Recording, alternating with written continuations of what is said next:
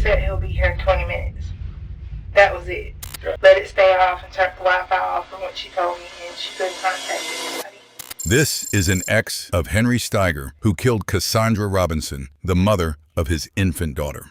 That's how she said she ended up where she thought she was pregnant. She said the baby would be laying there, and she wouldn't want to do anything. At certain times, he would come in, and he actually had handcuffs and stuff where he would actually handcuff her down.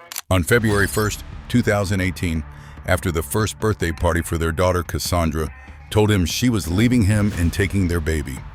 That night, in their Pensacola home, Steiger strangled Cassandra with his bare hands, causing the infant to slip from her arms and fall to the ground.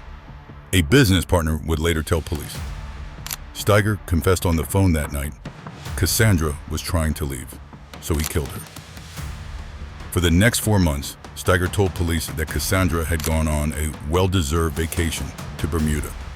He also moved her body into a 55-gallon drum inside a cargo trailer he owned, where she would remain until found. In the end of this interrogation, you will find out his sentence. So, we're going to start from the beginning. Where did you meet Cassandra? How long have y'all been friends? We've been friends since 9th grade at Pine Forest, and we met in Mr. Javelina's reading class. Oh, okay. All right. So, y'all kind of hit it off as friends? Yes, ma'am, and then we lost contact. After I left Pine Forest, I went to stay with my mom and her boyfriend. And from there, I didn't start back school. That was 2010. I started the first week. And I think I went the first day because it started on a Friday. And after that, I went to stay with my mom in Warrenton. And I didn't go back to school until January. And Cassandra didn't contact me until, say, 2017. So how did she find you? Facebook. All right. Yeah, you can always find people on Facebook. Yeah, sometimes. So 2017, y'all started talking. Do you remember what month that was?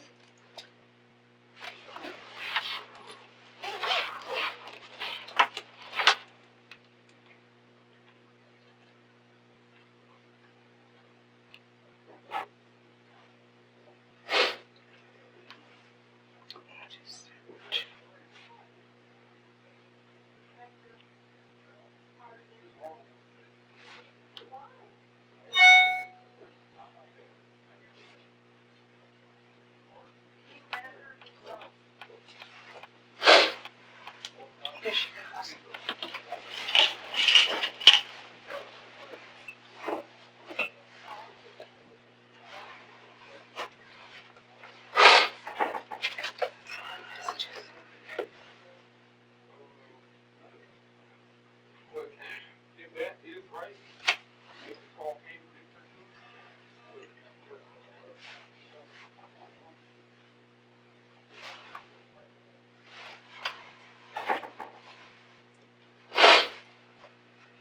Is that all the messages y'all were talking? Yes.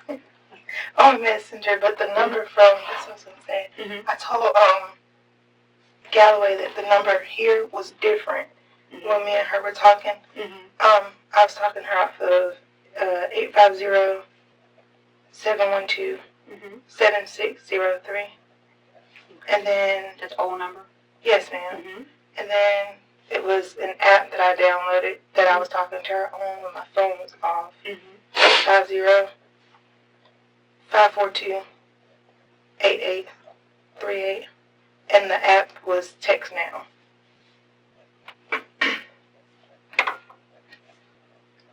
But I lost because I was trying to find it when he came out to show him, and I let it go within, I think, 3 months without using it to talk, and it just wiped it out, so I didn't know if he could try and get in touch with him and get it, or however, because that was her last message to me, was on that number, the Text Now.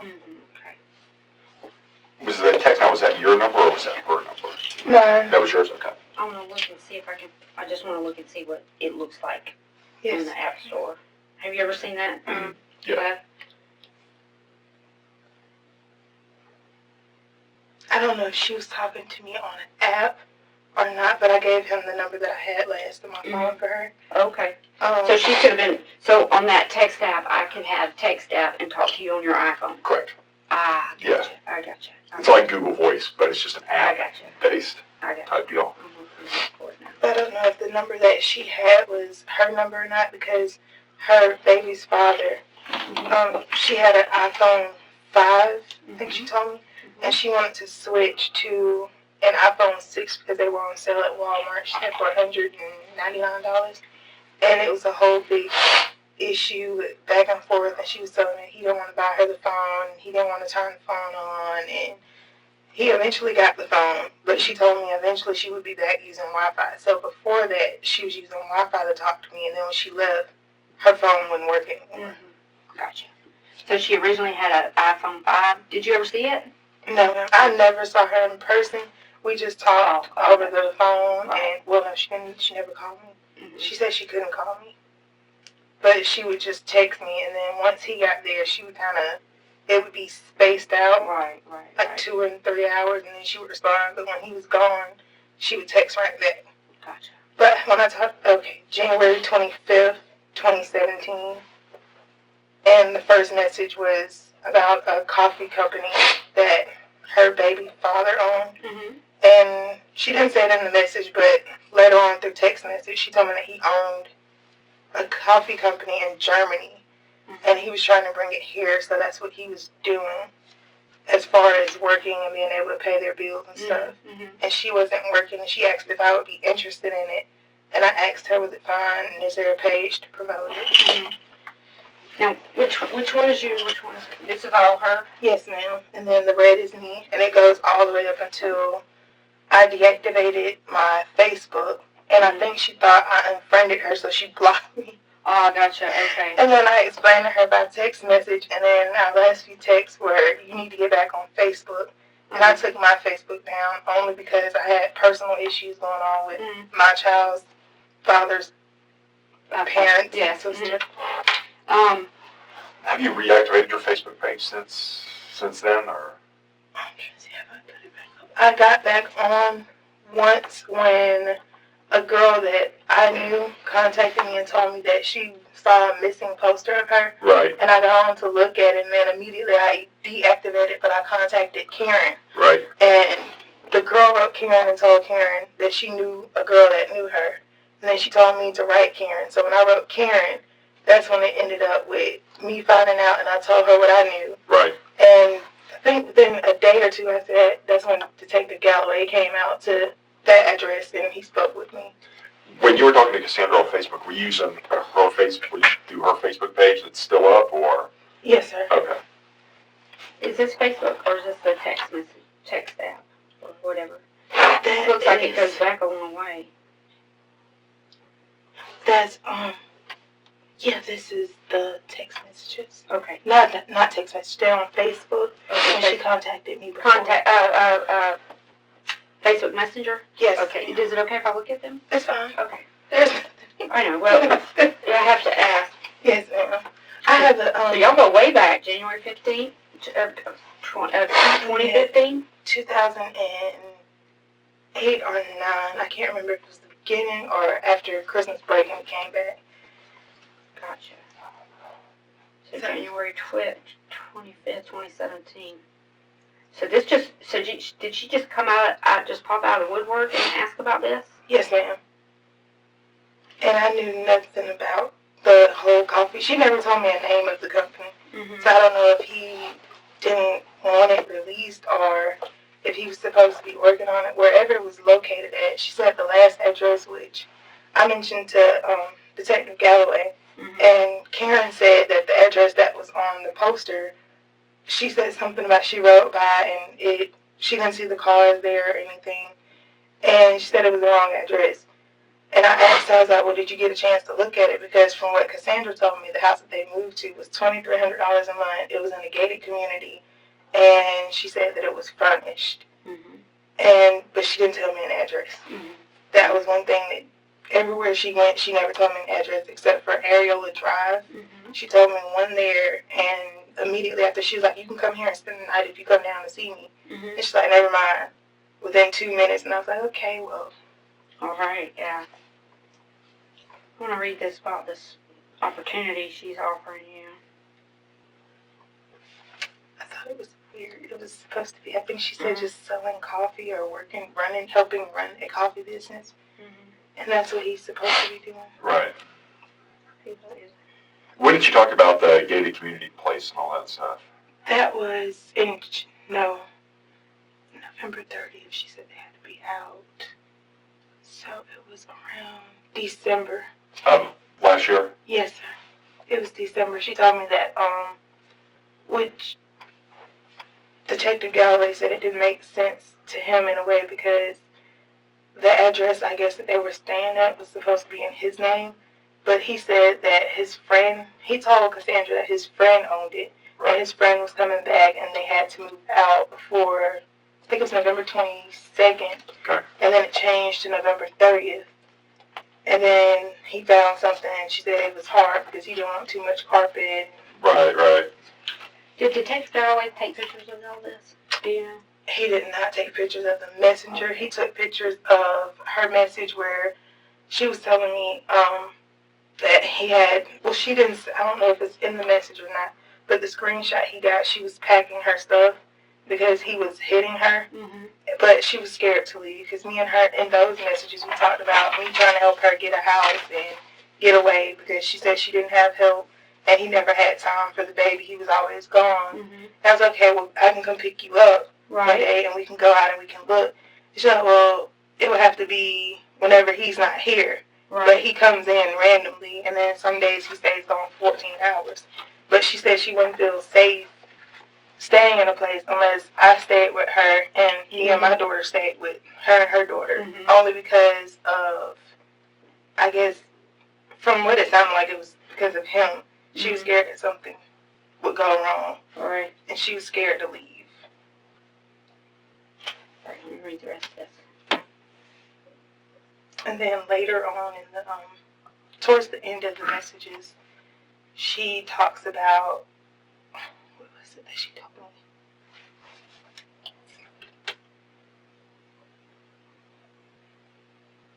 I think that's when she talks about leaving, and from talking to her through text, they stayed arguing, but she was there because, from my point of view on it, talking to her, she was there for financial stability because she was saying she didn't work, she wanted to work, he didn't want her to work, and it was kind of like she would switch between, I want to work, then, no, I don't want to work because I want to see my baby grow up.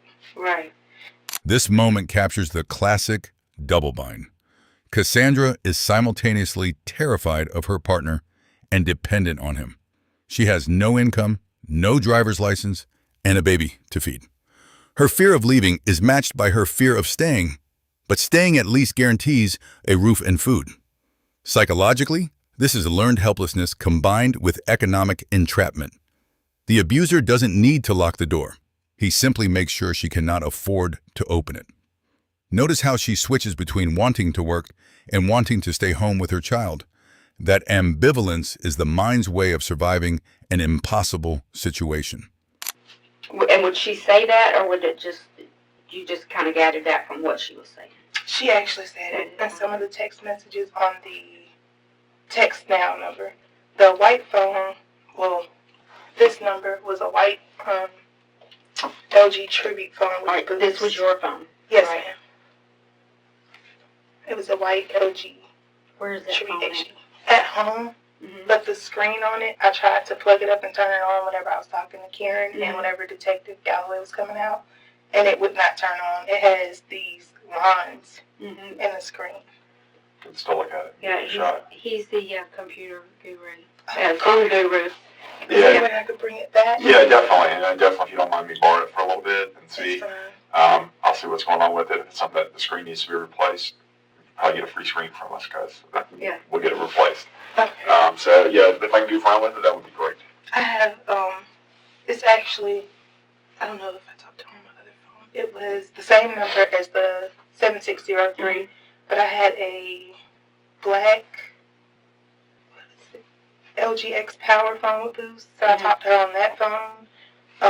You still have that one too? Yes, ma'am. Yeah, it's at home. I can borrow that one as well. Yeah, he can get the messages off of it. Yeah. Yes, ma'am.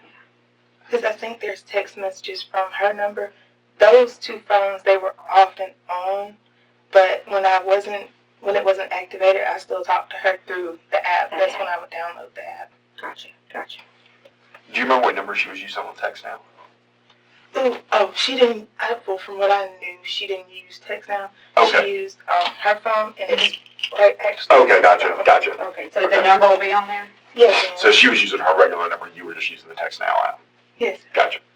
And a number that she gave me that was on the earlier messages was, I think that was her number way back in like 2011. Okay. On there, I did tell her when she told me that, well, her sister Karen told me that she lied to me because she told me that one day she just told me that he slapped her. When he came in, they got into an argument, he slapped her. And Karen told me, well, no, that's not what happened. You know, back in 2015, 14, he actually beat her, and she sent me a picture, and her face was all bloody. Karen sent you a picture of Cassandra from back in that time, or Cassandra sent you one? Neither one. She just told me about it. Gotcha, okay, Because gotcha. I told her, I was like, well, from what she told me, when she first asked me, she was like, how do you know my sister? And I guess she didn't believe me because she wouldn't talk to me as much at first. Is this after she went missing? Okay, when y'all started, okay. She wouldn't speak to me at all. And then once I told her and they found out that, okay, well, the number that she last spoke to was Kiana. Right. Then she started trying to talk to me. Okay, that makes sense. So y'all started talking. Of course, you put out the, want to get involved in the coffee company and all that kind of stuff. Which kind of walk us through the conversations from then to now, like really more the dynamics of her and her baby daddy and all that stuff. Okay. As in, was there good times and then it went south, or was it always bad pretty much from when y'all, you know what I'm saying? Was there something that happened in between when y'all started talking and now that kind of... She stayed mad. Okay. They used to go to New Jersey and New York, and I don't know what it was for. She never told me. Okay. She never told me why they traveled so much. Oh, but she did mention that he wanted to take, I can't remember the name of the country, but he wanted to take her to some country that never had natural disasters. And his family, she told me, resided in Tampa or Orlando. And he always wanted to move down there, but she didn't want to go that far away from her family. Right, it makes sense. And when I talked to Karen, she said that Cassandra's baby had a birthday party. Mm-hmm.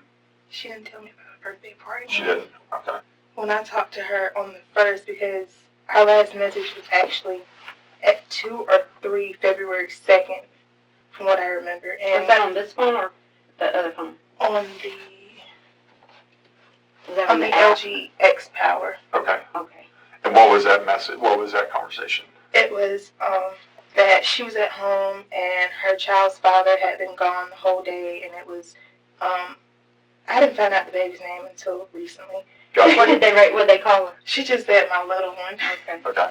And she used to tell me that it was her daughter. She was telling me it was her daughter's birthday. He was gone all day to go do coffee, and he was never home. And she expected him to be there at least for their baby's birthday because it was his first child. Right. And he wasn't coming home. Her last message to me exactly was, he said he'll be here in 20 minutes. That was it. Gotcha. After that, I figured, okay, because he had in the past took her phone and let it stay off and turned the Wi-Fi off from what she told me, and she couldn't contact anybody. And she was only allowed 2 hours out on Saturdays. Besides, throughout the week, he would get the baby and she could take a bath. And that was it. And that stuff that she talked about in there about how kind of controlling he was and all that kind of stuff? Or on both of the phones that I'm going to bring down here, right. She did. Okay.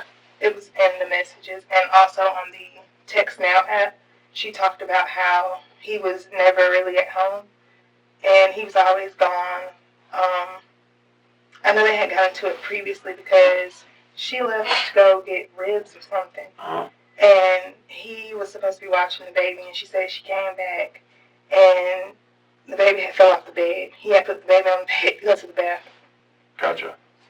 So she was mad about that, and they got into an argument about that, but she didn't contact me for the rest of the day, and then she talked to me the day after. Okay. Sorry, I'm reading. No, you're good. Take your time. Yeah.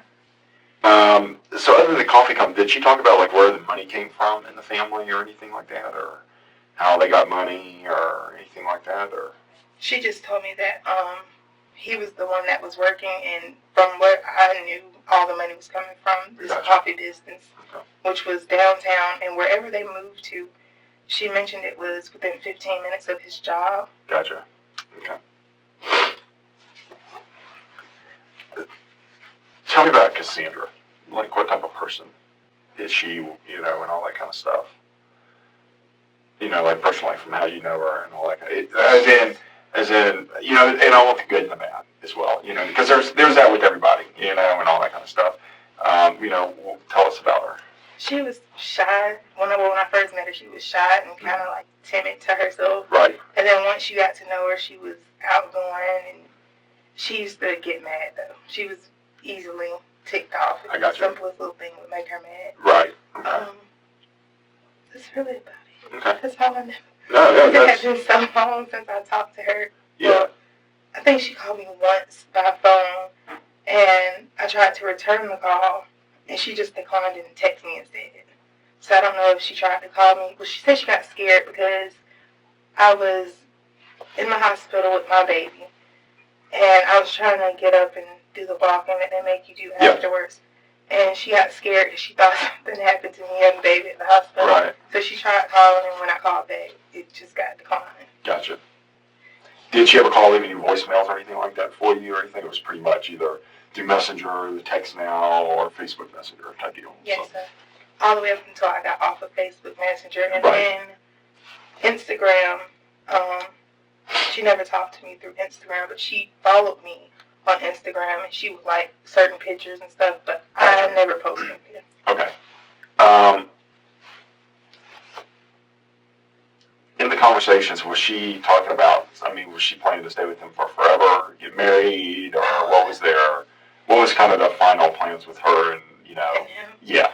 from what she told me, she wanted to settle down and have family. Right. From his point of view, from what she told me, was he didn't want to settle down. He was still communicating with exes, and at one point she said he had a lock code on his phone. He took it off.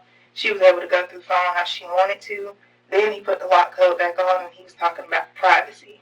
And she found out that he was basically asking exes and female friends when they came into town Right. to meet him for coffee and meet him for this and that. Right. I gotcha. And he didn't want to be tied down. He bought her 2 rings, but he didn't want to get married until 3 to 4 years to see if they would, from her words, where he said he didn't want to know, he wanted to know if it would work out or not. Gotcha. And it would take him 3 to 4 years to know, and then if it worked out, they could get married. If not, then no.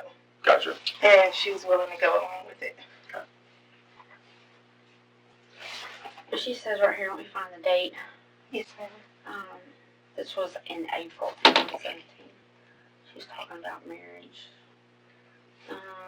Been together 3 years, but now I'm not sure. I don't know. He's still sweet and take care of both our needs now, but I feel indifferent and just want solidly work together for her and of course I don't think ever get married. I don't want to.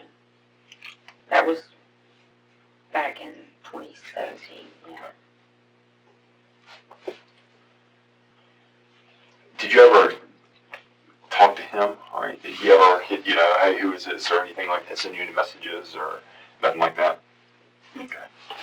I didn't even know his name. All I knew was that she was telling me about a case that he was going through, but she would not get into details. She just called him baby daddy. Gotcha. And she was saying that he was going through a case, and the lawyer that he was talking to for whatever the case was about, he didn't want her talking to the lawyer. And she felt like the lawyer was dishonest and not trying to help him and basically screw him over. Right. And then they switched to another lawyer that she mentioned was a friend of his. Okay. And from that, she said that she was upset because he took some kind of plea deal and it was going to make him a felon. Right. And he had a year of probation. Gotcha. Okay. Did y'all ever exchange pictures? You know, like, hey, yeah, this is, you know, the selfies and all that kind of fun I stuff. sent her pictures of my daughter. Right. I never sent pictures of me. Yeah, no, but I know a lot of friends do. You know, so. And on there later on down. I don't know if it's this year or last year. She sent me, I think our last message on there was in August of 2017.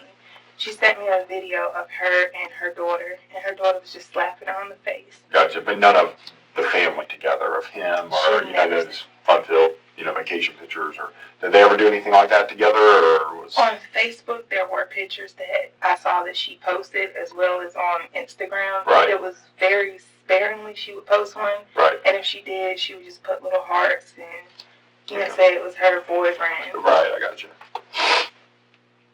And when they went out of town, she didn't say what they did, or went and saw this site, or saw this She told me that they went to some place in New York that is like this big bucket of meatballs that they're famous for. They went there. She told me also they went to a museum. Where else? I think that's it. That's all she told me. But I do know right before she went, well, to me, I consider it right before. I can't remember when, but I know it was after. It was after December. It had to be January.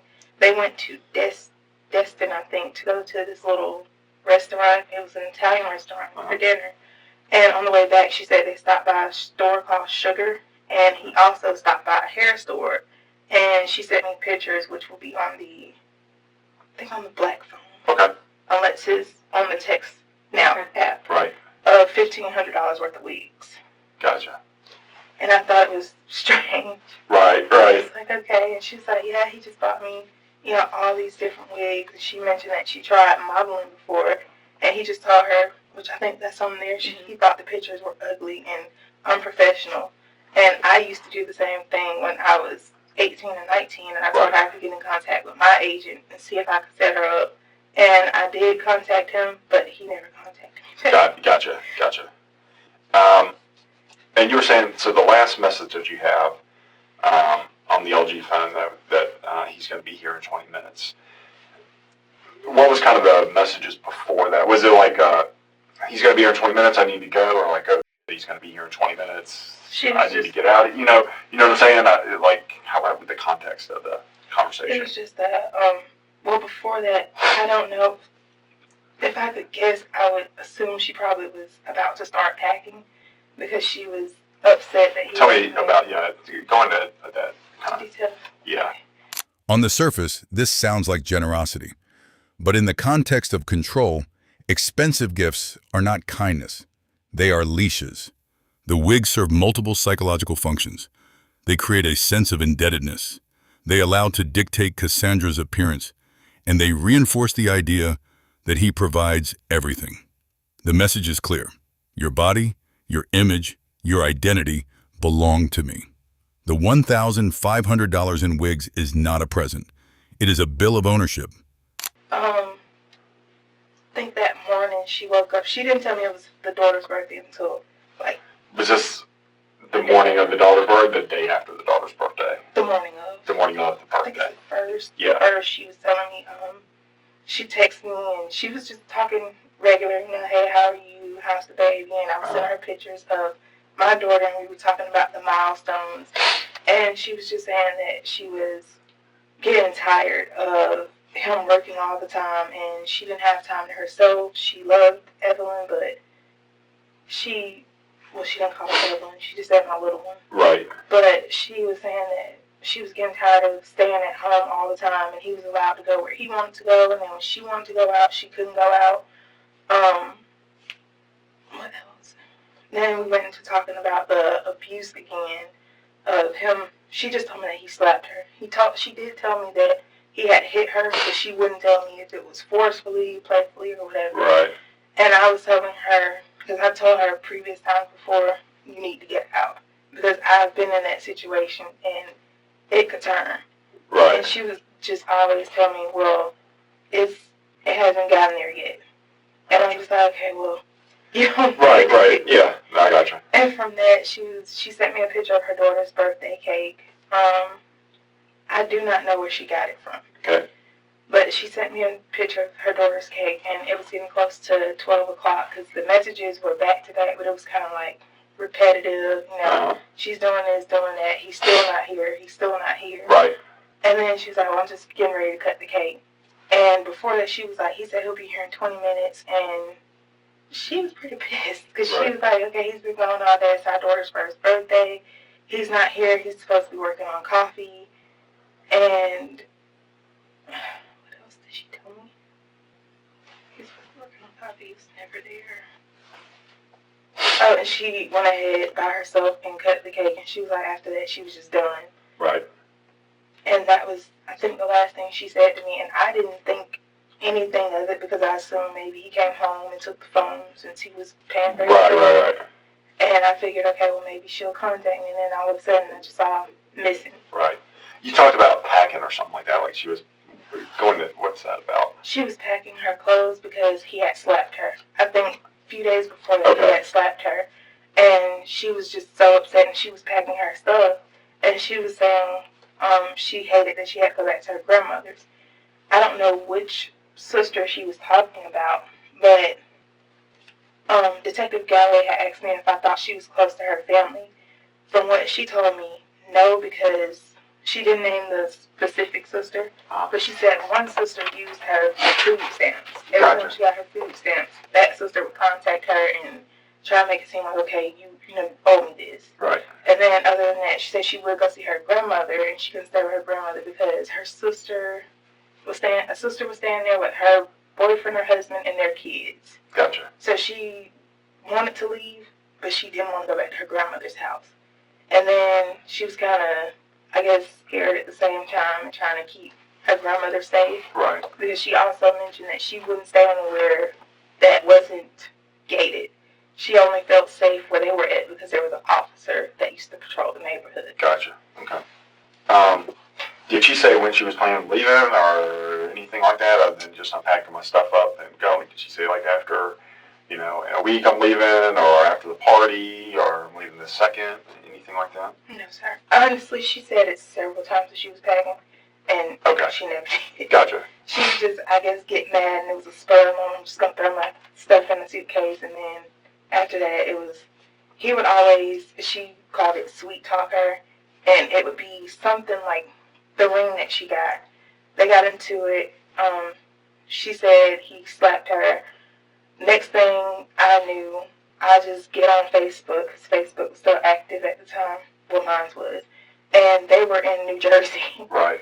And then when she came, she had a ring then. What type of ring was it? One ring was a small, I'm going to say rose gold ring with a pink diamond.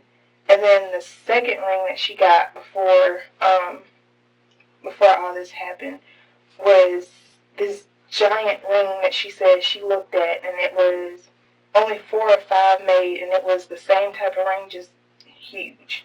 Gotcha. And she said the ring was like $5,000 or something. Did you ever see pictures of it or anything like that? It's actually on it's on one of those phones, either the Tribute or it might be in our pictures on Facebook. I can activate my Facebook and see. It's either on the Tribute or the X Power, but it might be in her on her photos. Gotcha. I don't know if she posted pictures or not before all this happened. Are y'all friends on Facebook? We were until she thought that That's right, she blocked her. Has she unblocked you since? No. Okay, gotcha. She blocked me because she thought that I blocked her because I was going through a time where my child's father his sister was posting hateful stuff on my page. Right. And I took down my Facebook, and she thought that I unfriended her for whatever reason. And after that, I don't know how, because I was still talking to her by text. And after that, she kind of just left it alone, and she would just text me, and she would just say, hey, you need to get back on Facebook. But she would screen record stuff and send it to me once she got her new phone. She would screen record it from Facebook and then send it to my phone. Gotcha. And let me see it. What else did they do? But I was not aware of a birthday party. When I last talked to her, it was 2 or 3 February 2nd, and that was her last message. But from what I knew, she had been home all day. All day. So with the ring, did he take it back, or was that her? She always wore it and all that kind of stuff? And She always wore it. she always wore it? She always wore it. Anything except for the phone. I think the phone, he would let it get shut off. Right. And other than that, she would have to use Wi-Fi. I know she said that she really wasn't allowed to leave the house. Their groceries to their house got delivered because she mentioned to me Insta Shopping, some app Right. that you can download, and they bring your groceries to the door and they bring it in. She did mention a few times that she left out, and she said she didn't communicate, so I didn't know anything about Karen until everything happened. Right. Because she mentioned that she hung out, she talked to me, she talked to this other girl that was her friend. She didn't address the girl's name. Right. And she said besides that, that was it, and she called her grandmother. If she was going to go somewhere, where did she ever talk about, like, hey, if I'm going to leave, I'm going to go blah, you know what I'm saying? Maybe not grandmother's house, but like, you know, Tennessee, New Orleans, Atlanta, Tampa, Key West, New York, wherever. You know what I'm saying? Like, I'm going to pack my crap and go here or something. Did she ever, like, you know, anywhere in the conversations ever talk about, like, hey, I would love to go live in this place or anything like that? She mentioned she wanted to go to Germany, where he was from. Right. And other than that, she was more of she said she would be willing to move to Orlando and Tampa, where his family were. Right. But she just wanted to be sure. Right. And then it would turn from him wanting to take her to Tampa and Orlando to this country. Right. Which it'll be it should be on the messages. Right. Where it was really no natural disasters. Right. But then she didn't want to leave family and all that kind of stuff. If she ever did disappear, she still wanted to keep in contact with her grandmother, and she would not leave without her daughter. I was about to ask you about the relationship between her and, what was their relationship like? I mean, the grandmother? No, between her and her daughter, like how, you know. Together all day. Right. As in, did she, you know, was it unconditional love, or were there times where she's like, I need a break? Because, you know, how was that dynamic? She didn't like leaving the house. Even with the 2 hours, she said she was scared to leave her daughter there with him because he would be on the phone, he would go outside, the baby would be in the house. Just kind of forget about the baby and all that kind of stuff. And she said she would not leave the baby. I think she had the baby all day long, and it did not bother her because I used to ask her, did she ever get tired? Right. And she was like, no, I don't need a break, but if we can find somewhere that it's safe and there's somebody that can patrol and watch, then I'll feel safe as long as you and your daughter stay with me, and we can just alternate on, taking care of and helping each other out. But besides that, I think she did mention that whenever she would take her bath and get out the bath, or whenever she would go somewhere and come back within 2 seconds of her, before she could even close the front door, from what she said, he was like, here she goes. Gotcha. So I told the other detective, I was like, it just seems weird to me because from talking to her all day long and him not being there, right. I asked him where the baby was at, and he said the baby was with the dad, and I was like, well, that's kind of weird because before all this happened, he was kind of out of the picture. He was gone majority of the day, and now I don't know how it's time to sit there. And supposedly he had people working for him wherever he worked at. He was, I guess, the head person in charge. Uh-huh. It was his company, and he had people working for him. But I don't understand how. And I think I mentioned that to her in one of those texts on the phones. I don't understand how coffee would keep you just that busy. Right. To where you're gone. She said he would leave at 6, 7, sometimes 4 in the morning, and not come home till the next morning. Gotcha. Also, she said he would go and, what was this? I think it was last year. She said that he would go and stay gone. And he would stay gone for 2 and 3 days, and then he would come home. Did she ever say where he went, or did he ever tell her, or is that just not how the relationship was? It wasn't how it was. She would text him and ask him where he was at, and even before she came up missing, she would text him, and it would be hours before he would respond. Gotcha. And that would set her off too a little bit. She's like, it could be an emergency and we could have to go to the hospital and he's not responding. But he bought her BMW. And from what she told me, it's not in his name. It's not in her name because she didn't have a driver's license. Right. I don't know if she had a permit or not, but she just told me she was scared to get a license. So she was basically driving with a permit just to get away. I got you. But she said his car was in a friend's name, and her car was in a friend's name. And she said that besides Ubering places before he bought her the car, he would try and get her to ride with one of his friends. She never stated the friend's name. She said she felt completely unsafe being in the car with the friend. Right. But whoever it was supposed to be who his car was in. Okay.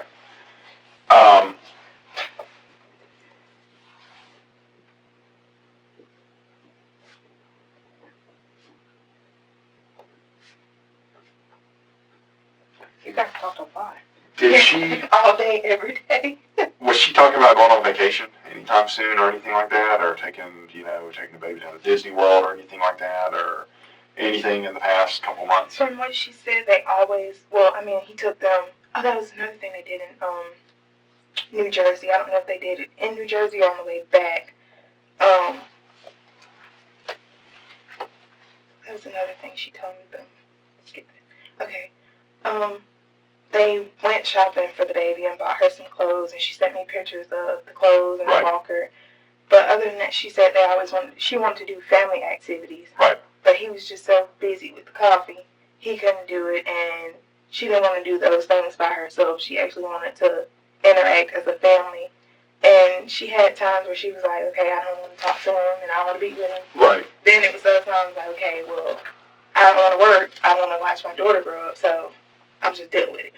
But before this February 1st, when you last talked to her, she wasn't planning on going on vacation that you're aware of or No, sir. anything like that? No, sir. And it seemed like right before she went missing, it was where she was getting more and more tired of him being gone all day long.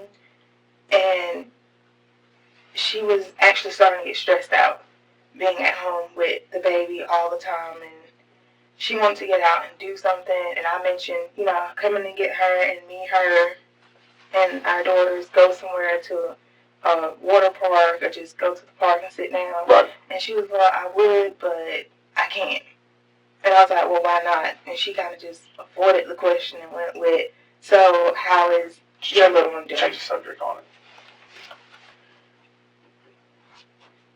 So I don't think she'd leave her baby because she loves babies. She loves sending pictures of Evelyn, and I just wonder how the baby was getting fed because she said she was breastfeeding.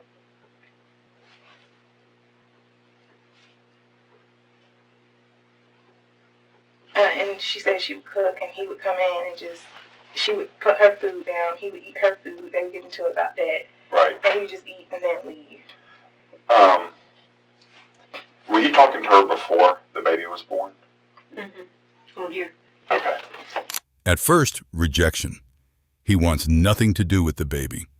That creates fear and abandonment in Cassandra. By stepping in midway, he positions himself as a reluctant savior.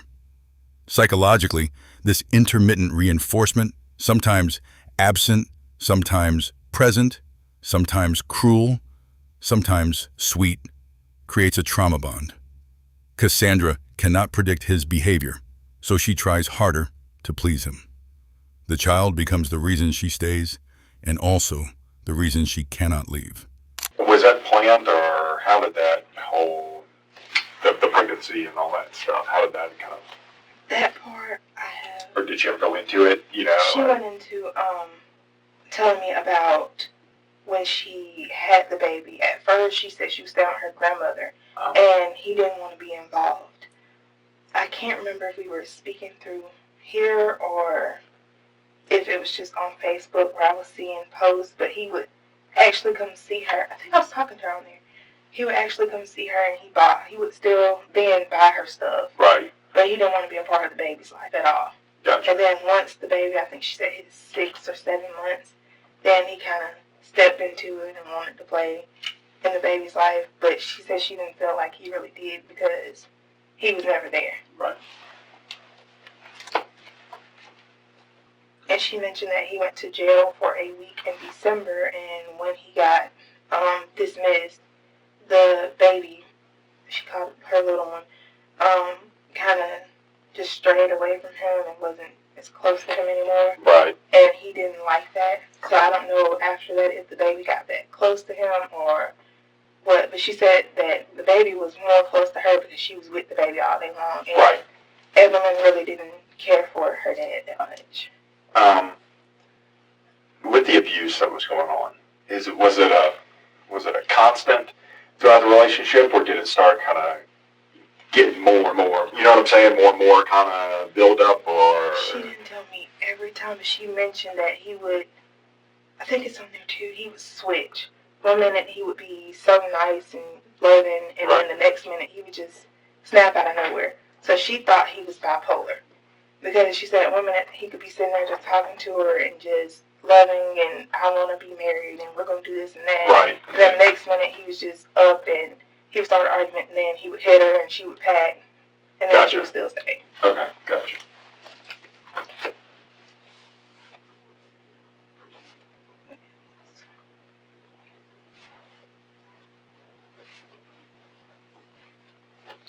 But I know the only places she went when she went out that she told me was to go see her friend. So she stopped by her grandmother's house a few times, and other than that, she went to Publix or to pick up food from a restaurant and then back home. On the birthday for the baby, did she ever talk about like having a birthday party? I mean, you know, most people, you know, when they turn one, they normally invite some of their close friends over because it's kind of, you know, fun thing to watch the baby, you know, get cake everywhere. Yeah, exactly. You know, I have an 11-year-old, and I remember her, you know, getting hands in there, and you know, it goes everywhere but her mouth. And you know, people kind of hang out. And did she ever talk about, or like maybe plan a party and change? You know. Okay, so she. And it was weird to me because, I mean, she was home throughout the whole time we talked. She was home every single day and nobody came over. Really? Nobody was there. He would go outside and talk on the phone. She would sit on the porch. He had some kind of little doggy. I think it was a Shih Tzu he had, and he had to get rid of the dog because she didn't want the dog around the baby, and she said she had to take care of the dog, but nobody from last year and even times before that when they stayed together, nobody ever came over. Gotcha. It was just her, and she did mention that she wanted to, I guess it was a beach house that was behind the house that they were at. She wanted to move out there. Right. But then she was scared to stay in the beach house by herself because he was never there. Gotcha. And I don't think her family wasn't allowed to come over. She did mention that he didn't like her family. She never got into, well, she did get into why, but it wasn't really detailed. It was just because he felt like they used her and they just wanted to use them. Right. And she also said she felt like she didn't want him to feel like her family just wanted to use him for money. Right. But they did give the grandmother money if she needed it. But they stopped doing that because of the sister being there, and Right. they didn't want to give the money to the grandmother, and she gave it to the sister. Gotcha. But I recently found out his name from the sister, and she sent me a picture of his mugshot to my phone. And she was the one that gave the Milton Search and Rescue guy my number, but she didn't tell me that she gave him my number. Right. And then when I asked her about it, she said she did it because her reason for doing it was Pensacola Police Department wasn't really helping her find her sister, so she gave it to him, and I was Right. like, well, I got you. I'm not talking to him. Yeah, we're dealing with that. That's the ring. That's the ring. That's the ring that he bought her. That was the one that she had right before she went missing. Okay. Let me see. And the one before that was a smaller ring, and it was kind of like the same style. No, sir. Wasn't that? Okay. It was a real thin type ring, and it had, she has on some of her pictures out, activate my Facebook, and it's a pink diamond in the ring. That was the first one. And then the second one he bought was that one that you just showed me, the big ring. Okay. Did she wear them all the time? I mean, she was always wearing them? She always had them on because she used to send me pictures of it and pictures of her and Evelyn. The only time she took it off is when she was changing Evelyn, breastfeeding, or taking a bath. I gotcha. Okay.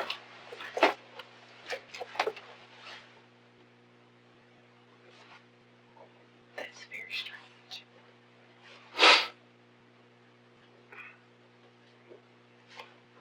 And I'm not sure, but I think a phone number, if it's not the same number that's in this phone, her old number that she had right before that is in one of those other phones that I had. Okay. And it's saved in the contact. It'll just say Cass on both. Gotcha. Is there a way, because there's a lot of messages on here, is there a way I can that, video what to celebrate. okay, yeah, that's probably a good idea, because there's so many, and she Yeah. says a lot of Stuff. stuff about about her and Henry's relationship. Yeah.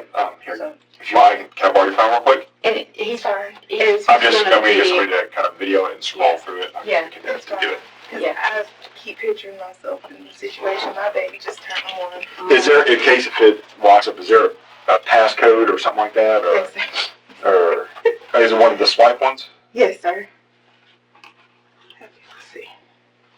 Here you go. What's the pattern on it? Oops. Uh-oh. It's from this die Uh-huh. to this die, Uh-huh. that die, Uh-huh. that die. Gotcha.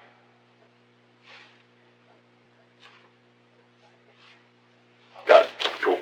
Here. Thank you for getting that. You're welcome. My head was going crazy trying to look at all those She pictures. texted me all day long. Look at that. I thought it was going to be like a few. No, ma'am. Yeah, that's okay. She texted me all day long. She didn't sound like she needed somebody to talk to. I don't know if it was because he didn't allow anybody to come by or nobody could talk to her. She did not talk to me by phone on those messages, nor either of the phones. She never called. Mm-hmm. She called one time and she did not leave a voicemail. She would text me all day long. And I noticed too, she would text me back to back when he wasn't there. But when he got there, it would be 2-3 hours Later, yeah. And then she would respond, and it was kind of like she was trying to hide and text, or she would go in the bathroom and text. And it was just, she never sent pictures of him. She always talked about him. She never told me his name. Mm-hmm. It was just, she was kind of... Yeah, she was calling him her man in the text messages. And baby daddy. Yeah. That's all she would call him. She would never address him by name. So I didn't know his name until recently when Karen sent me a picture, and she was like, this is him. And I recognized what he looked like only because of the picture she posted online. Right. But to my phone, she never sent a picture since, it had to be 2015, 2014. She sent the picture, and she was saying that he was 50-something, and he didn't look like it, and that was it. Mm-hmm. And I know she did CNA work. She did mention how they met. She said they met at the strip club, and I assume he was talking to more than just her, and it just so happened that she was the one that ended up pregnant. Mm-hmm. And I guess from there, I don't know if he ever went back or she ever went back or what. Back to dancing? Is that what she said? Back where? She was a dancer. I know at one point, I guess they were in a rough patch, and she uploaded a video before she got pregnant of her at Babes, and she was dancing. Mm-hmm. Then other than that, she didn't post anything else. She was kind of at home, and she cut a lot of people off, she told me, because they were in club life. She wasn't. And I don't know if it was because she didn't want to go out or he kind of kept her in the house. Mm-hmm. Did she ever say that anybody else or another man could possibly be the baby's daddy? No. Did she talk to you about another white guy that she used to see that, he was younger white guy? Did she ever talk to you about him? Younger than Henry, the guy she's with now. No, but I did see on her Facebook page, I don't know if I can get into it now because she blocked me. It was a younger guy? They were in a car? Was No, it, I knew about him. I think I saw it with Karen posted it Right, in 2016. That's somebody that her child's father knows. I didn't know him, but she said that that's where I guess he placed her because she wasn't working. And I was trying to figure out who was paying for it because she said it was roommates. But she did not tell me his name. She was staying there with him and I guess 2 other guys in the house. And who told you that, Karen? Or, I'm confused. I got lost. Karen told you that, or you knew that from Cassandra. She told me that she was staying there, and I guess her child's father was paying for it because immediately after that, they went to another house, but I know the house was located in, I want to say, it was either Gulf Breeze or Navarre, and then he moved her to another house. And right before the address that's posted on the poster, she told me that between the time that they stayed at the house that I guess he's at now, it was like a green-looking house. She said between that time that they stayed there and went to the address that's on the poster, he took them to some little condo on the beach, and they stayed there in between time he rented it. I wonder why she was staying over with roommates. So he put her up in a place? Yes. With roommates? Was she working at that time? I don't think she was because around that time, she posted a picture on Facebook and she had just received a white Camaro from him. So she had a car before the BMW that he got her. I don't know if he rented it or purchased it straight out. And Write that down so I don't forget it. I never got to ask her what happened to the car. Now that I think about it, I never thought to say, hey, you know what happened to your white Camaro? And she showed a picture of her just like the BMW. She was all yeah, I saw that picture. On that one, she was just standing in front of it. And she was in like a little short bob wig, pink shirt, purple pants, and some black shoes. I think they were the little dress shoes. And she was just standing in front of it with the door open, and she was like, this is my new car. And I was just like, okay, I was sure that need to be a CNA. And she was like, no, baby daddy bought it. And I was like, oh, okay, so. Yeah, you don't need a baby daddy like that. Did you, okay, you said y'all never met face to face, you just talked, so you never got to see the baby or anything like that? No, ma'am. It was planned out that I always tried to make it to where I could get from Mobile, but my boyfriend's car was running hot and I was always working, and then once I tried to come down here, it was supposed to be set up for me to come down here and get a bassinet from her before I had my I saw some pictures of bassinet. And I never made it to get it. She said it was given to her by her sister, and she couldn't use it.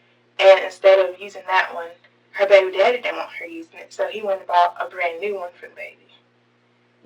Okay. So that was weird to me, too. And then I was trying to figure out when she left the house or whatever, how was the baby getting fed? And she was like, well, I breastfeed and I pre-pump and I put it up, and she was trying to convince me to breastfeed, and I was like, oh, no. Once she told me what happened, I know, I'm not doing it. So my kids are it's fine, yeah.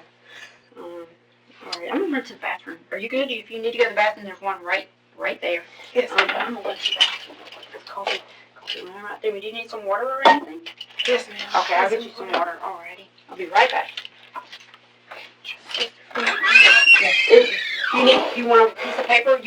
I'll leave this for you, and you can write if something comes to you, because that's what I have to do, because I was trying to think of something to take together, and it's like, well, just call me if you think anything else matters. If something comes to you, just write it down.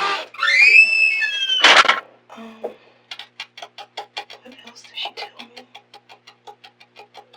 Where do you want to take her? I can't think of where you want to take her.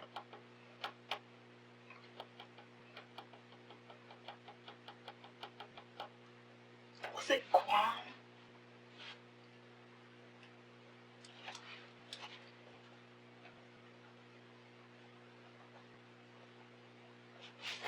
I think it was Guam.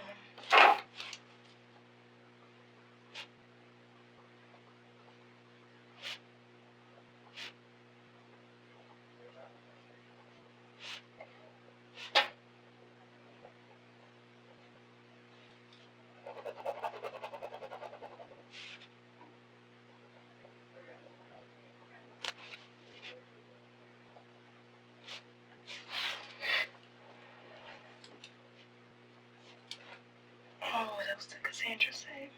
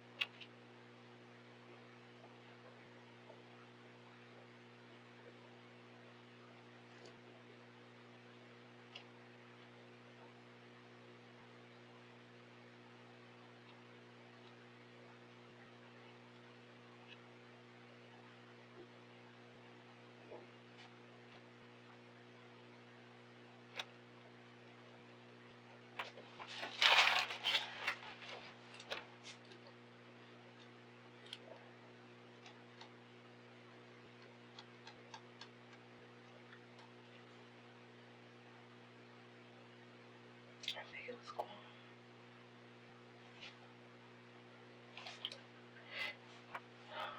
Where else did they go?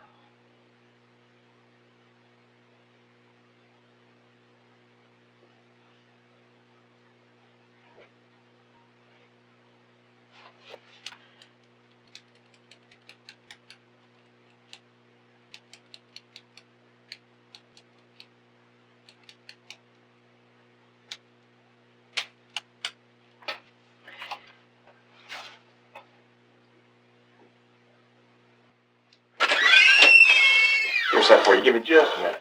Oh, Yeah. I thought of where it was. It was Guam. Where Okay. they wanted to take We wanted to take her to Guam. Okay. Did she ever say if she could go? I don't know where she go.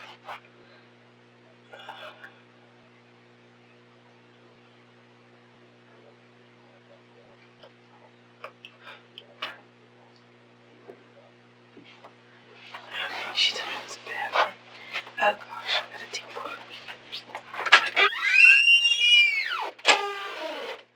Okay. She loves the bathroom. Hey, I sleep with the bathroom. She said, straight down where that door's shut. And when you open it, the light will just come on automatically. yes, sir.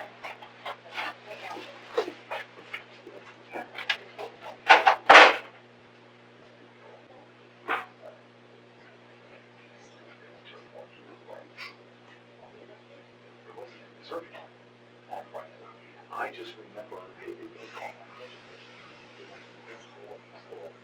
the office when we walked in, there was like that little china cabinet thing. You know what I'm saying? It was, we put it right back where it was. It was literally in that little, like I said, his office was here. He had the long drawer, dresser, there was that small little, like, file cabinet or whatever, and I live on the right hand corner. It's just in that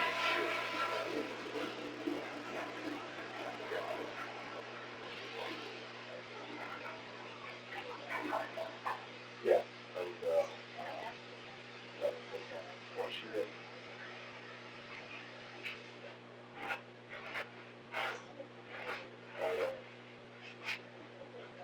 Yeah. It's something.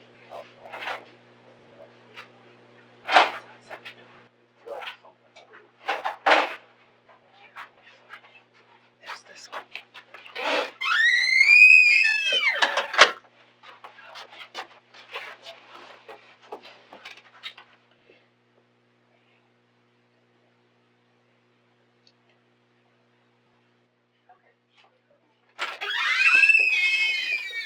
Sorry about that. And also, was it your mom that brought you up here?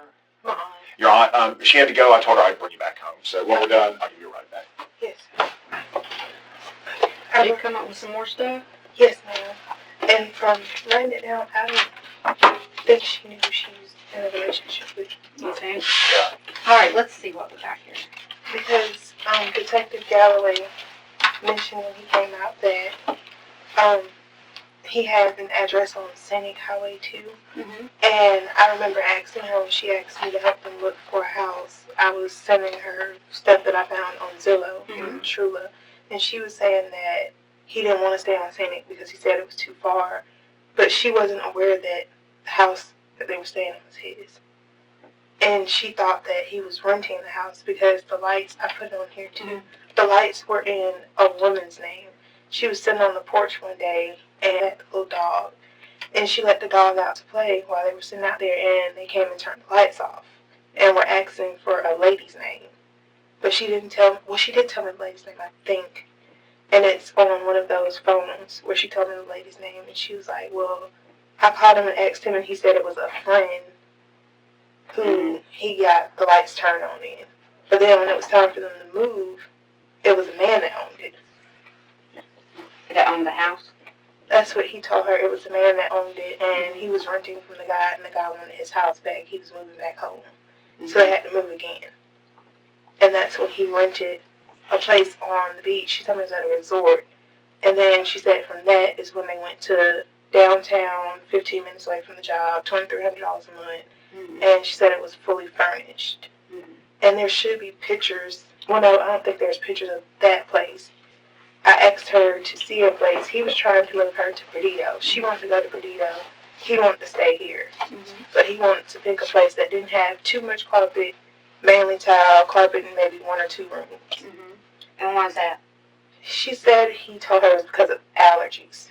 And he told her that's the same reason why he could only have that one specific dog, because of allergies. Gotcha.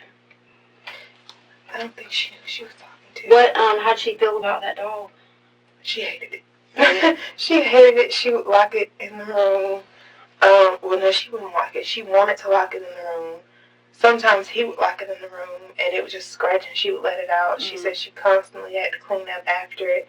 Every time they went somewhere, he wanted to put the dog in the car, and she said the dog to her stunk because he didn't bathe it, and she hated it. She wanted him to get rid of it. So the dog was supposed to be staying with a friend now. Do you know which friend? I think it's the one that whoever's car, the white car that he has, whoever's name it's in is supposed to be the friend. Was it a man or a woman? A man. A man, okay. And so they were keeping the dog. Yes, ma'am. You said Guam is where he wanted her to go? Guam. I thought of it. That's where he told her he wanted to take her because he said it was, well, from what she told me, he told her it was not too many natural disasters or anything, and he wanted to take her there.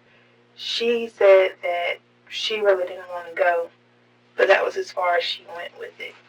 And she also said that she had found out that he had been, I don't know, I didn't know it was possible, but she said he had been traveling and driving for years without a license. She would say his license was suspended and expired, but he was still able to take flights, and he was still driving them around. Well, I mean, you can still drive on suspended license, but if you get caught, you're going to be in trouble. Yeah. Did she have a license? No, ma'am. No. Did she? But she still drove that car? She still drove. Whenever she got out, and I was like, well, you shouldn't do that. And she was like, well, I'm just trying to get away to clear my mind. And she was only really allowed 30 minutes from what she told me to take a bath. He gave her 30 minutes to take a bath each day. And that's when she got her break. Other than the 2 hours, she was allowed to go out on Saturdays. And then once she got back in, it was her, the baby, and he was gone. But right before all this happened is when he put the lock code back on his phone a little bit before this happened. And he would start taking phone calls. She said it would be where she couldn't hear anything. It started out on the porch.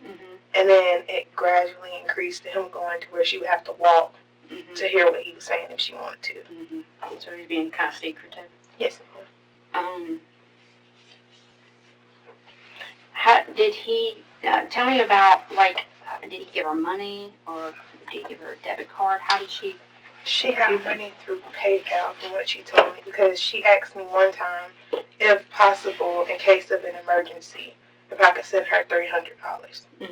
And then she got kind of scared, I guess, because she said that he sent her money through PayPal, which I didn't understand because they're in the same house. But she said he told her that was in case she wanted to order something offline and he wasn't there. Mm-hmm. So everything was through PayPal. She never had cash in hand. Gotcha. Why would she want $300? Did she say? She said in case of an emergency and anything happened again as far as him hitting her, she didn't want to go back to her grandmother's house, and she wanted enough to get a cab because she said if she got in the car, he probably would call the police and say it was stolen, and then she would go to jail and lose Evelyn. So she wanted to be able to get a hotel or something to stay in, as well as get a cab to get her away. Gotcha.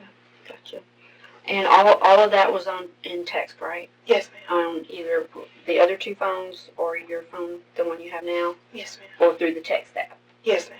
Now, the text app... Oh, the phone I have now, we never got to talk on that one. Okay. I just got that one recently. But what we're looking at is Facebook Messenger. Yes, ma'am. On the text app, will it come up on those other phones? Gallo was telling me something about you forgot the password or No, something. I let it go 3 months because once I got my phone turned on, I just stopped using the Text Now app. And after so long, it shuts out the thing. I don't know if it would be possible. I asked him if he thought it was possible to try and get whoever owns it to print it out, if it was possible, but it won't show up because it sends your number to somebody else. Gotcha. Gotcha. Do you remember the number? Did we get that? The text app number? Okay. 542-883. All right. Is there anything else we need for that? Did you have to input an email address or anything? It was got that through my email address. You got the email? It's KEYONA. What was it? Sorry. KEYONAISLOVE@gmail.com.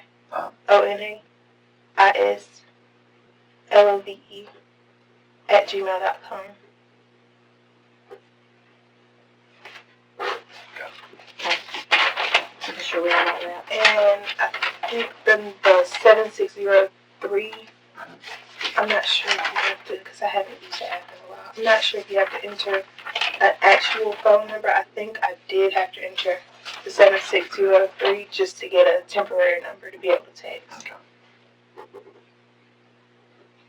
And right before everything happened, I think she was in like a pregnancy scare. And she said she was waiting on that time of the month and it hadn't came, so she was scared. But she hadn't told me. And she was scared she might be pregnant again? She wasn't taking birth control or anything?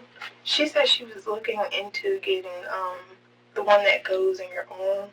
But she wasn't sure, and I don't think she could if she wanted to. Because her hair was damaged, and instead of letting her go to a barber shop, he would cut her hair. Really?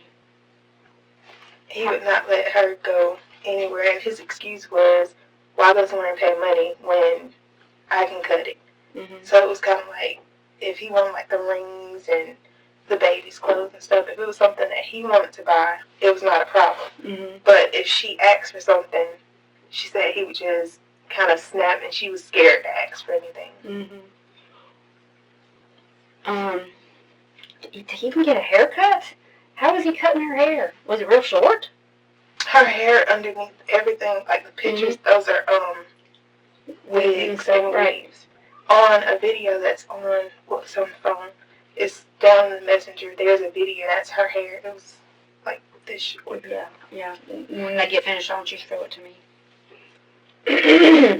Wow. So he's like, it would grow, and then I don't know if it was. To me, she was easy to. That's what I forgot. She was easy to manipulate and control because all he had to do was tell her a certain thing, and she would go with it. Like, she was fine with eating meat all these years, and he was like, hey, you need to go vegan. You're getting fat. And then all of a sudden, she was just vegan. The only thing she ate was ribs.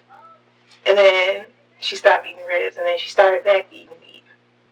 So it was kind of like he would nitpick at her about certain things, and she would feel down about herself. So I think she was very insecure before everything happened.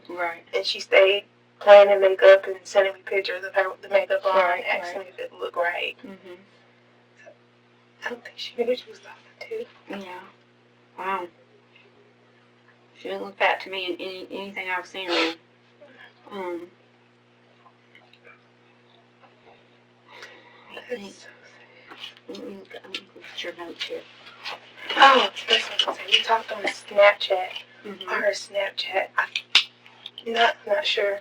But I can log into it once the phone comes back and see if they'll show up any messages between me and her. Okay. Because she would write me on Snapchat, Facebook, and text me at the same time. Okay. I thought Snapchat was one of them that went away.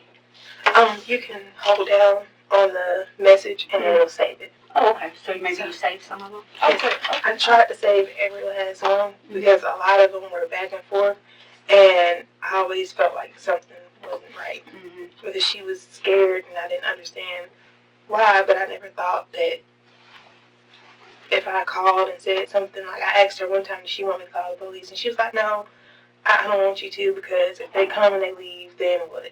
Right. And I was like, okay, well, I just saved them just in case, along with all the messages. That was good.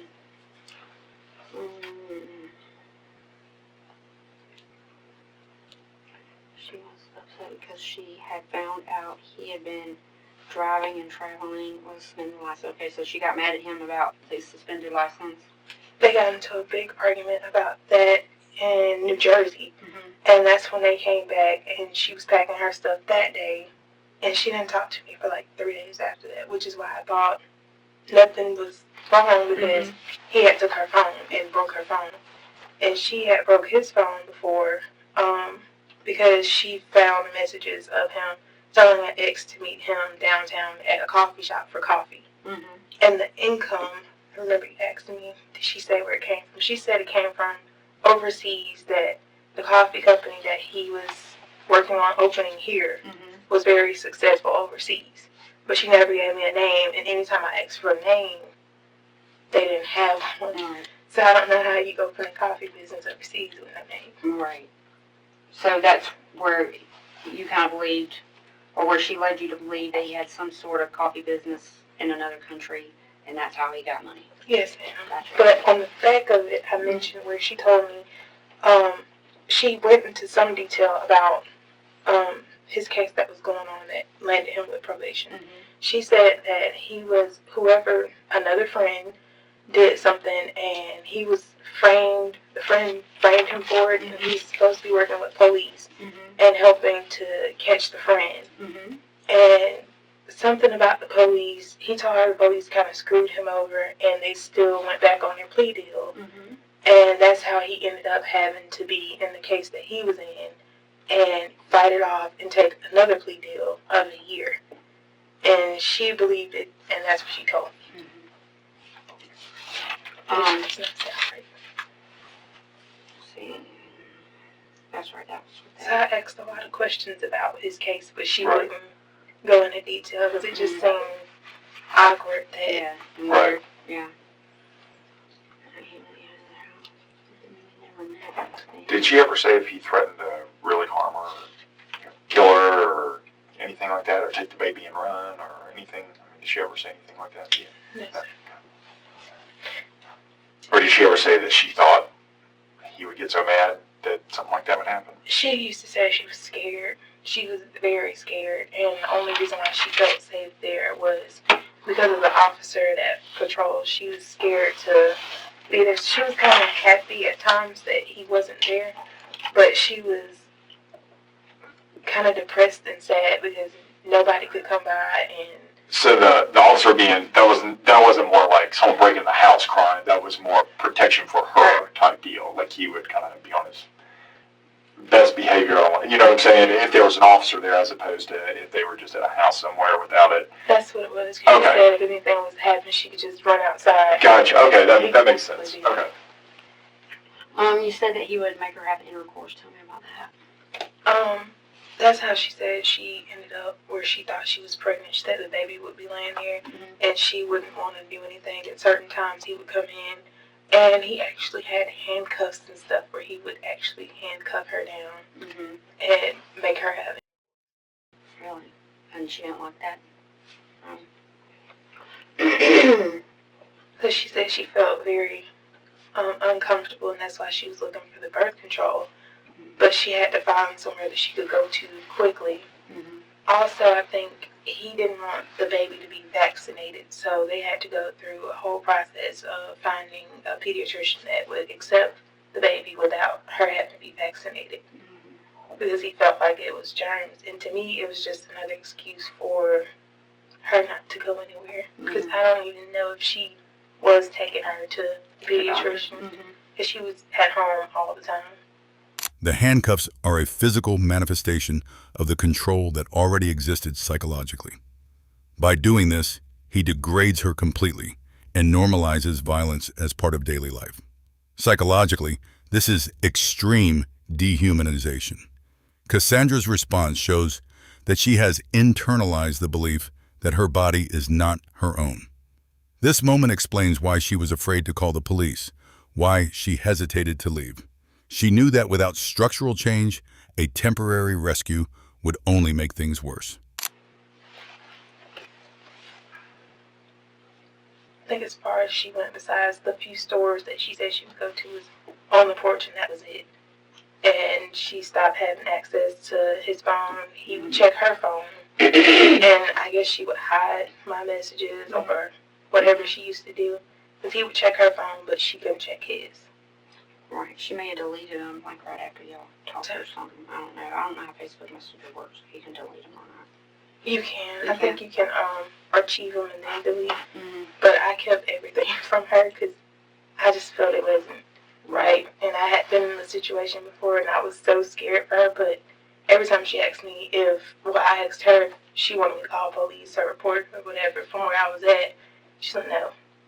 So I left it alone. Right, of course. Then I didn't know how that would work because I got down here on February 14th, and I was actually going to contact her and try and talk to her then, but I just didn't because I didn't know if she had the phone, if he had the phone, if he had took it or what. So I never tried to call her.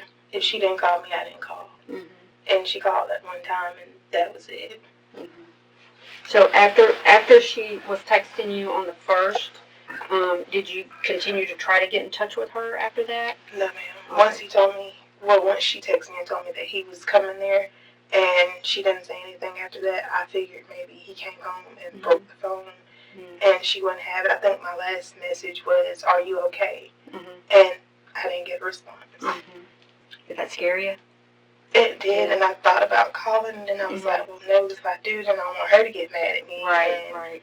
Then it leads to something else. If she's still okay, then she never talks to me again, and then she has nobody to talk to. Sure.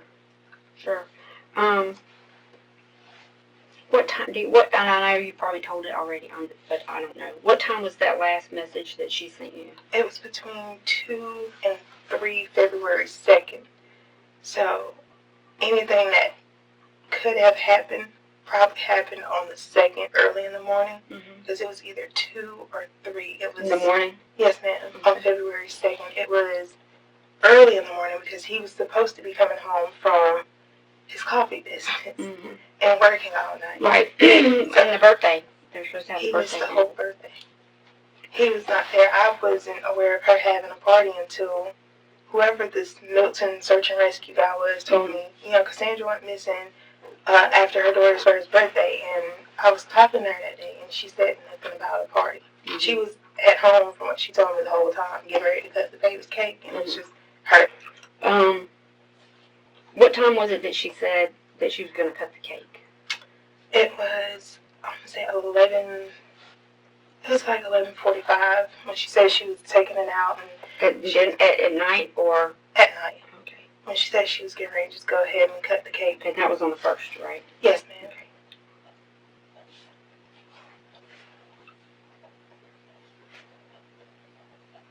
Okay. And he didn't text her back until, so it had to be between 2 and 3. He didn't text her back until 2 o'clock in the morning. It was like 2:23-ish when he texted her back and told her he would be there in 20 minutes. And that was it. She didn't say if they argued or anything. She just said he'll be here in 20 minutes, and he's missed the whole birthday. And that was her very last message to me, is that he was coming in 20 minutes. At 2 or 3 in the morning. Yes, ma'am. well, that message was around, it had to be around 2. It wasn't close to 3. It was early 2 o'clock in the morning when he said he was on his way home from the coffee business. So supposedly, whatever coffee business he worked at, he had people working for him, and they worked from 6 in the morning until the next morning. Right. Or that's what he told her. Yes, ma'am. Do you believe that was her texting you? Did y'all have like a solid chat where y'all continued to chat from Oh, yes, ma'am. all night long? So you believe that that was her chatting with you up until that last chat, he's on his way home? Yes, ma'am. Because, you know, like if I would take Jeff's phone, I'm not going to text like Jeff, you know, because I may use different slang than he. Right. So you believed it was the same, it was her texting? Yes, ma'am. She would text me every morning, or I would text her, and then the rest of the day we would just talk until he got there, or she would fall asleep. And a lot of times when he got home, it would be back to back. She would text me within 15 minutes if he wasn't there. Then once he got there, it would kind of be an hour, sometimes 4 or 5 hours. Right. And then she would respond. I don't know if she was hiding her phone and texting, or she would put it on silent and not know. But she kind of spaced it out whenever he got there. Sure. Did she ever, because I know she asked you, you know, for the $300 for the emergency money, did she ever be like, hey, if something ever happens to me, you know, or I got a diary or anything like that? Did she ever keep anything like that, or that you can think of, or talk about me, you know? She had a laptop, as far as I know, that she used to write in, from what she told me. Did she tell you what type of laptop it was, or a brand or anything like, hey, I got a new whatever HP I think it was it has a case on it. It's a black laptop, and it's either a pink or purple case that she had that went on it. But I know for sure it was a black laptop. I think it was a Dell, because he bought it for her years ago, but she kept it, and she was supposed to be writing a book, she said, but she also wrote personal stuff from what she said in there. And it was stuff that I guess she didn't want to send me because she didn't know if he could go and get printouts of her messages or whatever, but she just kept it in her little Dell laptop. So all their trips and everything that happened, anything that they did was written in the laptop and saved. What was her book going to be about? A memoir about herself, or a story about something else? It was kind of, from what she told me, like a romance story, because she was into everybody was supposed to go for her birthday to go see, what's the movie, because I never saw it, 50 Shades of Grey, I think. She liked that? She liked those movies, and I had never seen them. She liked Twilight, and she was like, well, girl, you got to catch up on them, because my book is going to be similar to it, and everybody was supposed to meet for her birthday and go see it. And I don't think he liked it too much. Might not have. So that didn't happen? No. I think her birthday was, it was on the 14th that everybody was supposed to go and see the movie. She said it was her, and she invited me and said it was a few of her friends, and if I could make it down here to go, she would love it. And it never happened. But I don't know if she had told him, if they had planned it, or if she just planned it herself and was just going up and go and tell him, hey, I need you to watch the baby. But it seemed weird because the movie is some hours long, and she was only allowed 2 hours on Saturday. And what was she supposed to do in those 2 hours on Saturday? She said she would go and visit a friend. She would go to the store. But majority of the time it wasn't 2 hours that she was gone. It was she would go to the store and get something and come back home. And from what Karen told me, it was because Karen said she came down there to see her one day, and within 5 minutes of her arriving, he called her and was like, hey, where you at? Why are you taking so long? And she said she really couldn't go anywhere. Because he was calling and wanting her to And she texted me all day, every day from Wi-Fi, so I don't think she was gone that long. It probably was 30 minutes or an hour. She would go get something to eat, come back, and she had to eat, sleep, everything except for 30 minutes of bathing, whatever. How would you know that it was coming from Wi-Fi? Would it show up as her email address? She told me. She told you, okay. She told me that she was using Wi-Fi because he didn't want to pay her phone bill. And then when she got the new phone, that's when she texted me from I think it's that number that's saved in that phone, unless it's in one of the other phones. This one phone has 2 contact numbers for her, and she texted me from the second one. I was like, hey, you can delete the old number. Mm-hmm. This is my new number. And after, I guess, 30 days of it, she still had the same number. So I guess she was using, I have an Android on the iPhones where I don't know if she was able to text me from Wi-Fi and still keep the same number, or if she had to download an app and use her number for the texting. But it was always the same number. Right. She might wanted to just do the texting app so that he couldn't see or couldn't figure out what she was doing. Because on those, I know you can put, on text now, you can put a passcode to get into the conversations. Mm-hmm. And from what she said, he didn't have an app, but she did mention she broke his phone before, and all he did was go and buy a new one. But he had a lot of contacts that he kept in contact with and a lot of exes. Mm-hmm. But she never got mad and left. Mm-hmm. Just mad enough to break his phone. You know who he was talking to? No, ma'am. She didn't tell you? She just said it was women that would fly in from out of town. Mm-hmm. And the one specific ex that she broke the phone about was a lady that was married. And she had kids, and she came down here, and they were supposed to meet for coffee. And she would have been that type of person. If she wasn't scared, she would have contacted the lady. But she was scared because her picture would show up. And then she didn't want me to contact the lady because my picture would show up. Right. And then it would lead back to her, and she didn't know what would happen if it got back to him. Sure.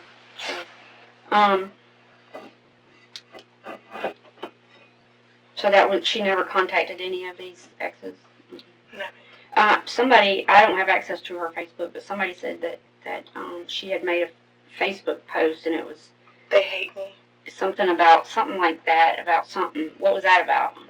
She spoke about people that she used to work with that were at the strip club that she worked, and people that she were friends with. And she said once she stopped being friends with them, they would talk about her and make little comments, like your nose is big, or you got a skinny body and big boobs and stuff. And she said it just felt childish to her, and she felt that they were stupid for it. So on that part, she was more confident. But him and her had kind of like a racist relationship, because when they used to get into it, I know that they would have like racial slurs that they would throw at each other. And I don't know if it ever escalated when they got to that point, because the only thing she would tell me later on was that he slapped me, and each and every time it was he slapped me or he hit me. And when she would say hit, she wouldn't say how he hit her. She said how they met. At the strip club. She said that he was there and he was supposedly talking to other strippers at the time. And I guess she just so happened to be the one that fell pregnant. Gotcha. And then from there, they continued doing whatever they were doing. But I don't think she fully knew who she was talking to, because she never met his family. She only knew what he told her. Gotcha. So they had been together for years, but she didn't find out about the suspended license until New Jersey. Right. When an officer up there said something about it. Gotcha. Did she say where his family lived? In Tampa or Orlando, Florida, and he always wanted her to move close to his family. And she said she would, but she didn't feel safe enough without having a way to get back. She was scared that if she went, he would kind of abandon her. Orlando's not that far. I wonder why they didn't come visit. They got a grandbaby. That's what I was just about to ask you. When the baby was born, did they ever come up, or she ever... She said she never got to meet his family. They never came up. The part I didn't understand is that he said, at one point, she told me that he said he was from Germany, so I don't think she really paid attention to detail. He said he was from Germany and his family was in Germany. And then a couple months later is when he said his family was in Tampa. Or it was either Tampa or Orlando. Somewhere down there. And she never paid attention to, okay, they moved from Germany to Tampa or Orlando. But you never know visit, and they never can see you. Right. And the house that they were staying in was, according to him and her, it was being rented. Every place they stayed in was somebody else's. Mm-hmm. So even if I don't know if she ever stayed on Scenic, but if she did, to her, it would have been rented. Mm-hmm. And lights and water and everything was in somebody else's name. So I don't know if it really was in somebody else's name or he just said that. But I know where they were staying at, whoever the lady was that the guy told her about, because when the guy came up to turn the lights off, he told her it was in some lady's name. And she asked him who the lady was, and he was like, oh, it's a friend. Mm-hmm.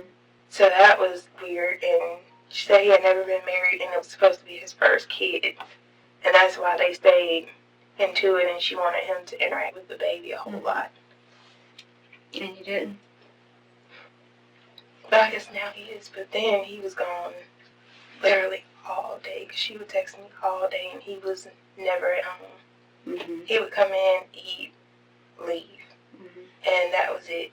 Other than that, he would be outside, and I knew about the gradually increasing his distance to talk on the phone, Mm-hmm. because she would tell me, she was like, at first, he's standing on the porch. And then she was like, okay, I don't know where he went. Mm-hmm. And then she would go outside, and he would be all in the street talking on the phone. And then he would come back, and she would be like, who is that? And it would cause a whole big argument, Mm-hmm. because he would tell her, mind your business, privacy, and she just left it alone. Did she ever, when she was on the porch, did she ever say she interacted with any of the neighbors or talked to them or anything like that? Or just say, hey. She said she never talked to anybody. She did tell me one time when she was standing outside on the porch, she saw her neighbors arguing, and that was about it. She said she just sat there and watched, but she didn't conversate with anybody. Nobody ever came over.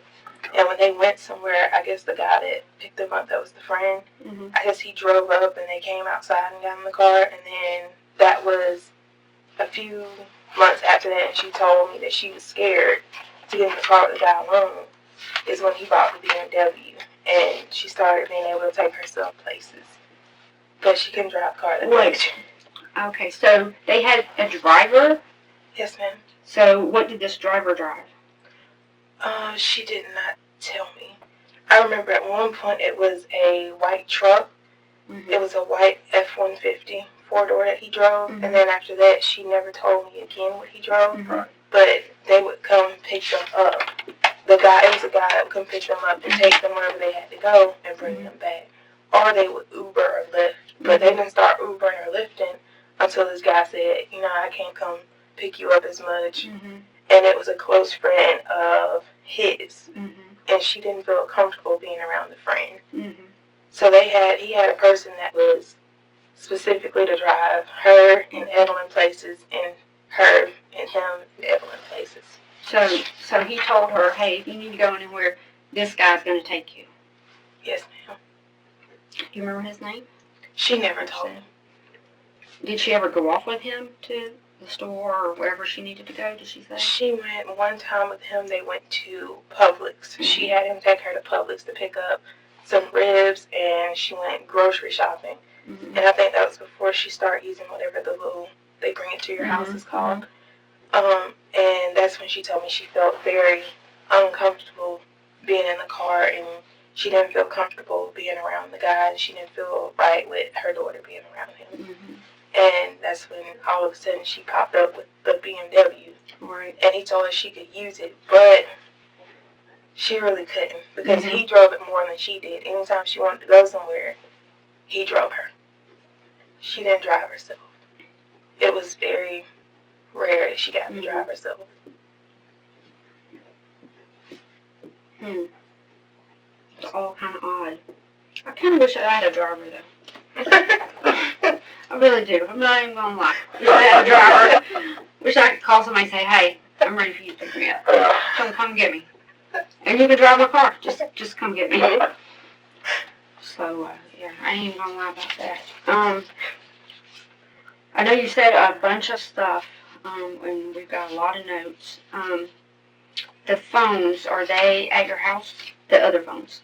They are at the address down here. I've been here since February trying to find a job and a place to stay. So I have not been back to Mobile except for once. And that was, I went when I first got down here to pay my rent. Mm-hmm. And other than that, I went back this past weekend to go get my boyfriend's truck and bring it down here. Mm-hmm. And then once I find a place, we'll go back and get our stuff. But the phones are in Pensacola? Yes, ma'am. All right. So when he takes you home, you can get him the phones? Yes, ma'am. Right, yeah. So we really, I mean, you have been most, Yeah. very helpful for us. She told me I was the one that she talked to the most out of everybody. I don't know. It seems how, like it. 'cause Yeah. I didn't work. Right. He worked, and my boyfriend worked, so I just was sitting at home, and she. Well, you all have babies in common, relationships in common, you know, you're the Friendships, same I mean, age, so. you know, and that's the kind of friends I talk to. I mean, Yeah. I talk to these young people, I got nothing in common with them. You know, but seriously, y'all had a lot in common. I mean, y'all could talk about it. I mean, I saw it. You know, y'all talked about your relationships and pregnancy and babies and, you know, things y'all were going through. And you seemed, you really gave her, the little bit I read, a lot of good relationship advice. I mean, you were trying to help her, and it was obvious, you know, because you would be like, well, talk to him. I mean, you was really, you know, I mean, you should probably be a counselor, because she said some really good stuff. That's what it was, too. She felt uncomfortable telling him anything. Mm-hmm. If she felt a certain way, or she thought he was acting a certain way, or she wanted to progress the relationship, she felt very uncomfortable speaking to him. Right. She couldn't tell him about her feelings or things like that. And she said that he would always tell her she needed to open up and trust him, and she said she was scared too, because she didn't know. Well, from her words, she didn't exactly say she didn't know who she was dealing with, but she didn't know what to expect because he was two different people in one.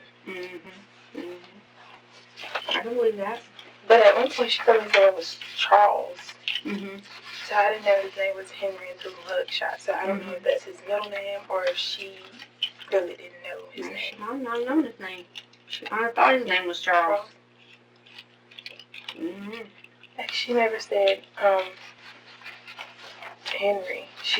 When she did address him the one time she did, she called him Charles when I asked his name. And the last name didn't match. I can't remember the last name, but it was some really foreign, strange name. I don't know if he made it up or what, but I don't think she knew exactly who he was because she never looked through his stuff.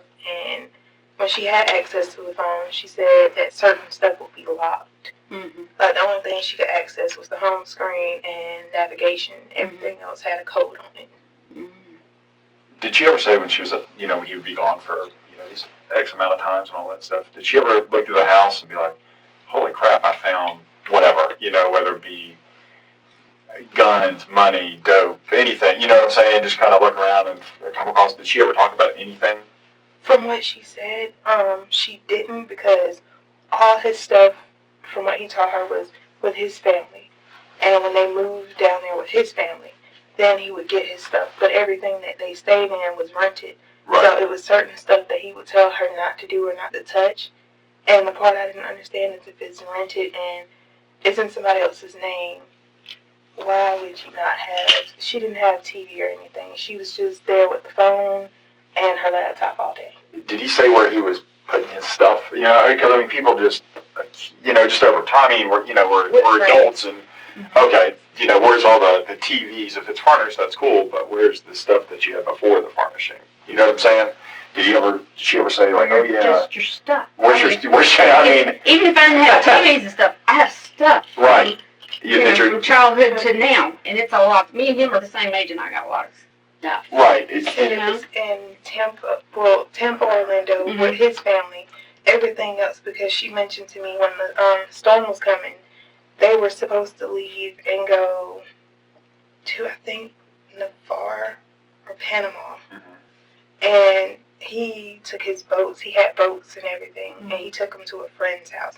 I don't know what happened to the boats after he took them to his friend's house, but his friend was the one that was keeping everything. Gotcha. And he mentioned that he always wanted to, well, she said that he always used to want to take her out on the boat. And he would want to find a nanny to come in and help while he took her out on the boat for the day. And she didn't feel comfortable moving out on the boat. And his excuse for moving the boats was because the storm was coming and he didn't want anything to happen to the boats. And this was a little bit before all this happened. Right. And and his boats are at a friend's house, which is the same friend that drove them around, and whoever the guy is, the white car that he has is supposed to be in that guy's name. Gotcha. And her car is in a completely different friend's name. Mm-hmm. Did she ever talk what type of boats they were or anything like that, or? No, sir. She did mention it was 3, and as far as I could tell, they were, she didn't tell me the brand, but they were white, red, and silver. And she said it was 3 different boats, and he never went fishing. She said he used to sail, and he hadn't done that in a while. And he did balloons, where he would get in the hot air balloons. And other than that, he hadn't did any of that in a while, but he kept trying to take her out on the boat for the day and find a nanny. And I even told her, to me, that's kind of strange, because if you want to do something as family, like, why can't all 3 of you go out on the boat and just have snacks? Right. Yeah. Right. So I don't know if she thought it was She got weirded out about it. Right. She thought it was kind of romantic. I thought it was weird because he doesn't want to take you to restaurants or anything. He'll Right. take you out on the boat. Not out public, but Somewhere completely private. And Right. around the water. Yeah. Yeah, that was Red flag. right. So he wouldn't take her out to restaurants and stuff? Only time they went somewhere is when they went out of town, and she would not tell me what it was for. I guess from what he told her, it was supposed to be to brand his business and for business meetings. But it was weird because she would be at the hotel and he would be gone, and then when he would come back, then they would go get something to eat and come back. But she didn't wear wigs by choice. He made her put wigs on. And he made her put makeup on to tell her, you're looking rough today or whatever, fix yourself up. And she felt offended by it. Yeah. Did he ever bring home any other women? Did she ever talk about any weird sex that he wanted, or anything, fetishes or anything like that? She did say about fetishes that he had this big thing of, he kind of torture type stuff. He had this big thing like whips and all kinds of stuff, and that's why he would tie her up. And that's when he would force her, so she did say she had bruises and stuff from that. And it was very uncomfortable. But the baby would be literally right in the bed with them, and he didn't care. Gotcha. Did she ever say anything kind of along the sex topic and everything about him wanting to bring somebody else in or anything like that, either a guy or a female or anything, or watch her have sex with a guy, or anything like that? Did she ever talk about that? I think they probably did have conversations like that, because I don't know about him, but I know she wasn't straight. She was bisexual. Gotcha. So it was more of I think they did once when she went to the strip club again and danced. They probably did bring somebody back with them, because she mentioned that they were adventurous then, and then I guess she got tired of it, and that's when she decided that she wanted to try and settle down, and she wanted her. So that was early on, and not like February or anything like early on. Okay. I think when they moved to the house that they were at, it got to the point that nobody could come over. I don't think he brought anybody in. Gotcha. So I don't even think anybody knew, besides her going outside. I don't think anybody even knew she lived there. Right. He probably didn't even want her to go outside. She used to sneak outside from what she told me she wears. Gotta have some fresh air. Yeah. Yeah. For goodness sake. You got baby outside. And he wouldn't take the baby outside either. She would take the baby out during the daytime. She said other than that, once he got home, they slept in separate rooms. So he would come into her room. So I don't understand how, I guess certain places they stayed, they would be in the same bed. And then she had her own room and her own bathroom, and he had his own room. But he used to come in sometimes 2 or 3 o'clock in the morning, and he would come into her room, which I thought that was awkward too. Right. Because he told her he wanted to work towards marriage, but you're in separate rooms. Yeah. Right, yeah. That's odd. can't think of anything else. I can't either. Can you give us just another minute? We'll probably be done, and I'll get you back home. He was found guilty of second-degree murder on June 21st, 2019, and formally sentenced him to life in prison without the possibility of parole. As there is no early release for a life sentence in Florida, Steiger will die behind bars.